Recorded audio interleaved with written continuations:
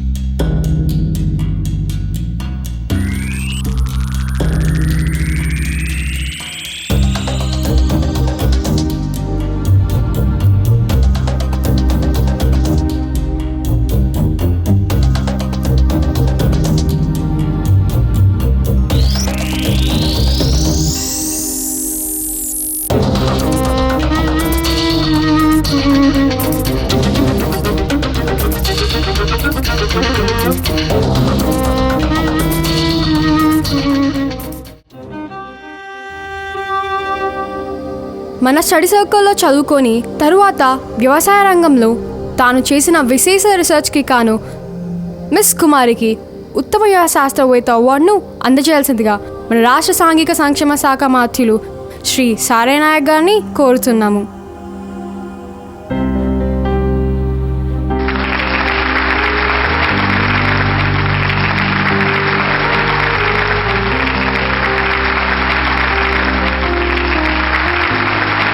ఇప్పుడు తన రీసెర్చ్ గురించి తన మాటల్లోనే విందాం. సభకు నమస్కారం.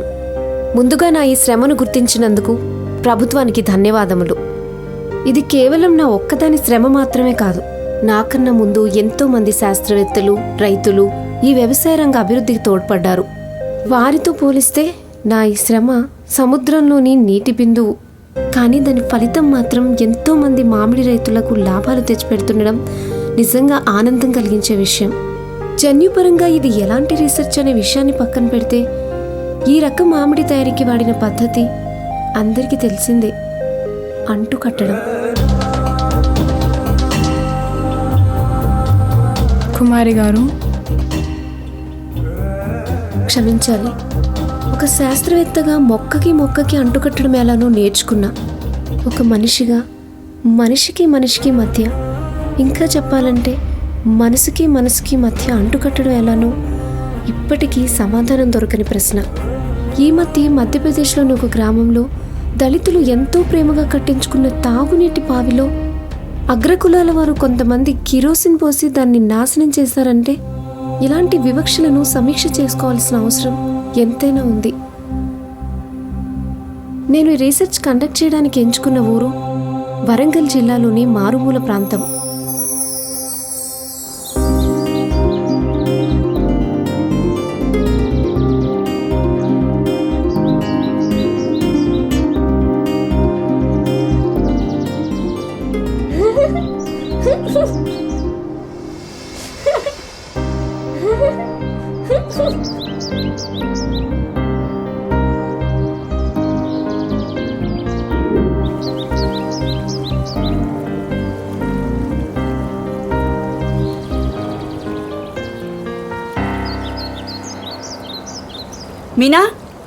మీనా,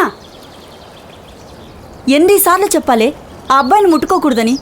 కానీ ముట్టుకోకపోతే నేను ఓడిపోతానమ్మా. ముట్టుకుంటే చచ్చిపోతావు. ఇలా రా.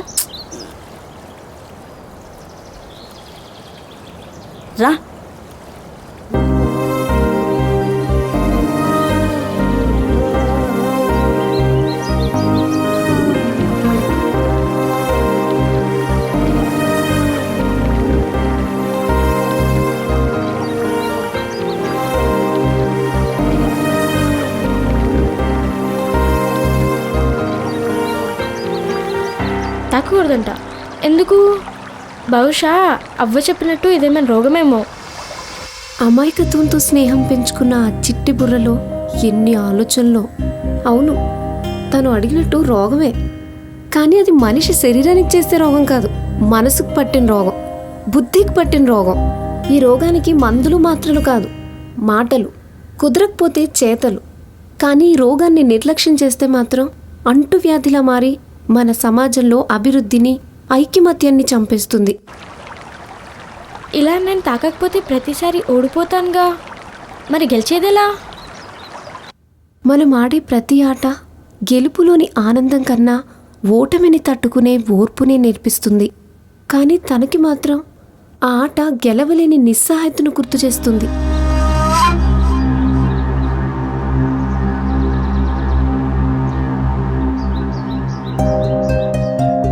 సరే అన్నయ్య, సాయంత్రం రైస్ మిల్ అలాగే రా, తొందరగా వచ్చి.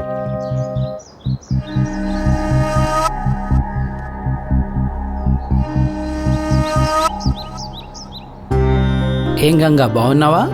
బాగున్నానయ్యా. మీనా ఎలా ఉంది? బాగుందయ్యా. చదువుతుందా బాగా? చదువుతుందయ్యా. సరే అమ్మా, కలుద్దాం.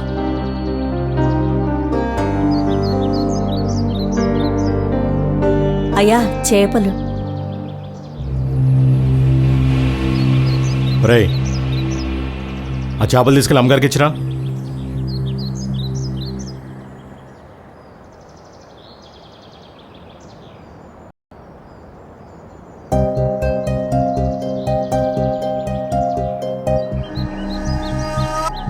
మీనా రాలేదా?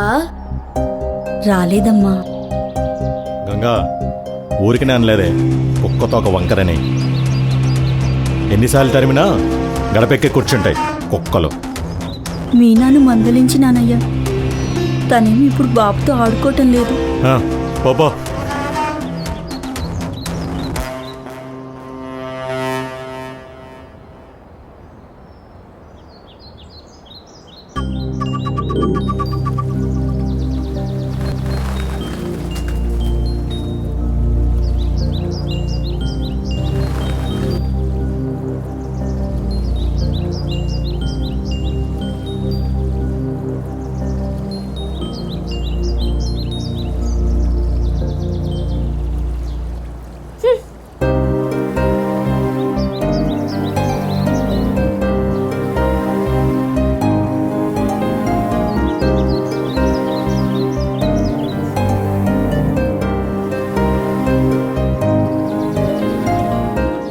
ఈసారి నేను పోలీస్, నువ్వు దొంగ.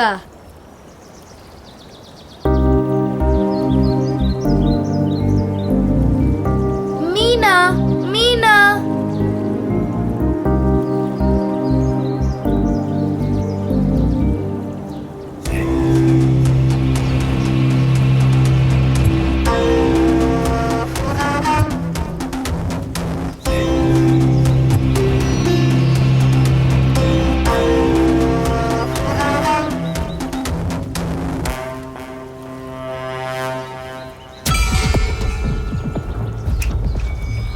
ఛీ, నిన్ను ముట్టుకున్న పాపమే. నిన్ను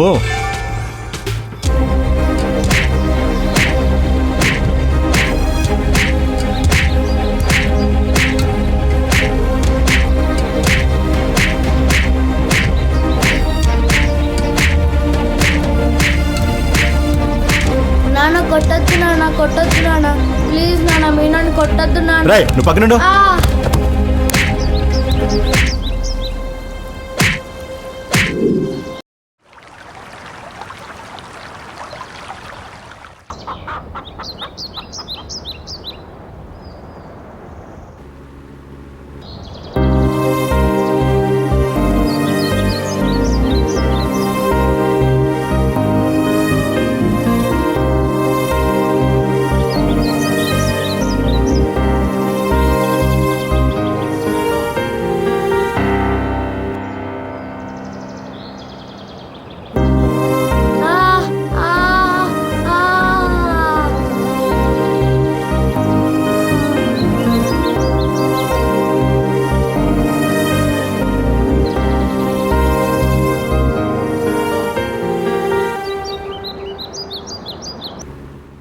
ఓసారి పట్నం వచ్చి చూడన్నయ్య, ప్రపంచం ఎంత మారిపోయిందో.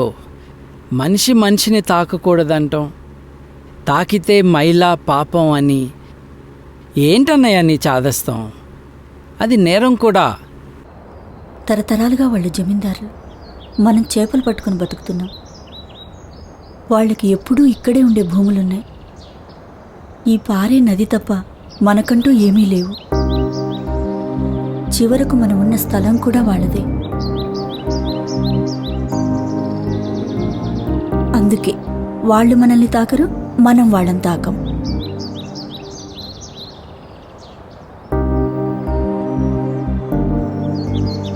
మనం పట్టే చేపలు తింటారు, మనం కోసే కాయలు తింటారు. మన వాళ్ళు వాళ్ళ పొలాల్లో రైసు మిల్లుల్లో కష్టపడుతున్నారు. అప్పుడు మైలు కాదా? మనం ముట్టుకుంటేనే మైలా? నీ పట్నం తెలివితేటలో ఇక్కడ చూపించుకో. ఇక్కడ మనకంటూ కొన్ని అలవాట్లు పట్టింపులు ఉన్నాయి. అవి నీకు అవసరం లేదమ్మా, కానీ వాటి అవసరం మనకుంది.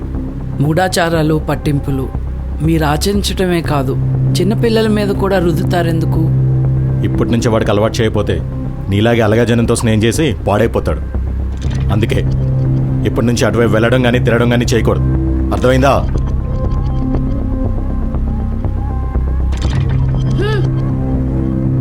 మొదట నన్ను కొడదామని చేయెత్తాడాయన, కానీ ఆ తర్వాత నన్ను తాకడానికి అతని కళ్ళల్లో అసహ్యం చూశాను.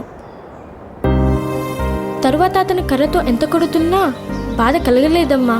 కోపం వచ్చింది అతని మీద, అతని అసహ్యం మీద. 10 ఏళ్ల అమ్మాయి కోపం ముద్ద పెట్టలేదని అమ్మ మీదో, ముద్దు పెట్టలేదని నాన్న మీదో కాదు, ముట్టుకోలేదని ఒక మనిషి మీద వచ్చిన కోపం.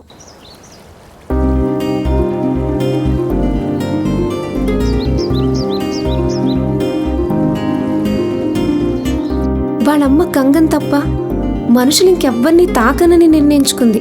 కానీ తాను తీసుకున్న నిర్ణయం ఖరీదు తనకప్పటికి తెలీదు. ఈ ప్రపంచాన్ని దూరం పెట్టే క్రమంలో తనకు తానే దూరమైంది. మీనా, ఈసారి నేను పోలీస్, నువ్వు దొంగ. పోనీ ఈసారి నువ్వు పోలీస్, నేను దొంగ. పోనీ నువ్వే చెప్పు, నేనేమవుతానో నువ్వేమవుతావో. అలా ముట్టుకుంటే మైలవుతారు, మా అమ్మ చెప్పింది. అందుకేగా నువ్వు నాతో ఆడుకోవడానికి రావట్లేదు. అదేం కాదు మీనా. మీనా మీనా మేం వేరు, మీరు వేరు. నువ్వు వేరు, నేను వేరు. మేం గుడిసెలో ఉంటాం, మీరు బంగ్లాలో ఉంటారు. నీ బట్టలు చూడు, నా బట్టలు చూడు. ఇదే చెరువులో మీరు పడవపై వెళ్తారు, మేము ఈదుకుంటూ వెళ్తాం. మనిద్దరం కలిసి ఆడుకోవడం కుదరదు, నన్ను తాకడం కుదరదు. నేను ఈదుకుంటూ ఆ ఒడ్డుకి వెళ్ళిపోతున్నా. అబ్బో గొప్ప, నీకే అయితొచ్చా, నాకు కూడా అయితొచ్చులే.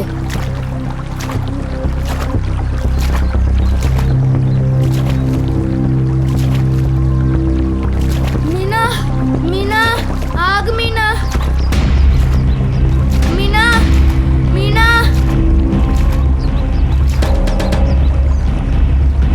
మీనా మీనా ఆగు. మీనా ఆగు. మీనా మీనా మీనా ఆగు. మీనా ముట్టుకుంటే చచ్చిపోతాం. వాళ్ళు మనల్ని తాకరు, మనం వాళ్ళని తాకం.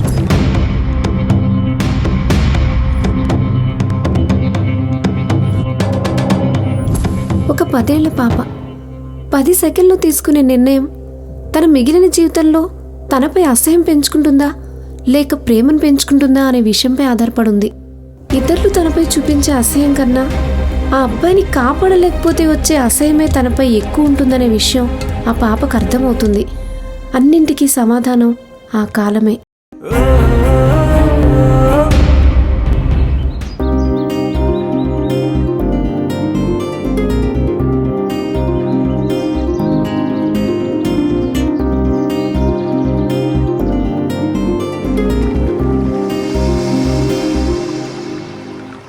అమ్మయ్యా,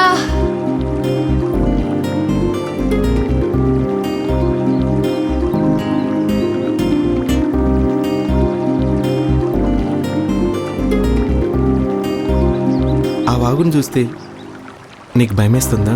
లేదు, చాలా సంతోషంగా ఉంది. ఆ రోజు నేను తాకినందుకు, కాపాడినందుకు. అందరూ తన అన్నయ్యల్లా ఉండరని ప్రొఫెసర్ రవిప్రకాష్ గారు నిరూపించుకున్నారు. తన భుజాలపై పెట్టుకుని చెరువు అవతల వైపు తీసుకొచ్చి చదివించింది మా అమ్మ గంగ.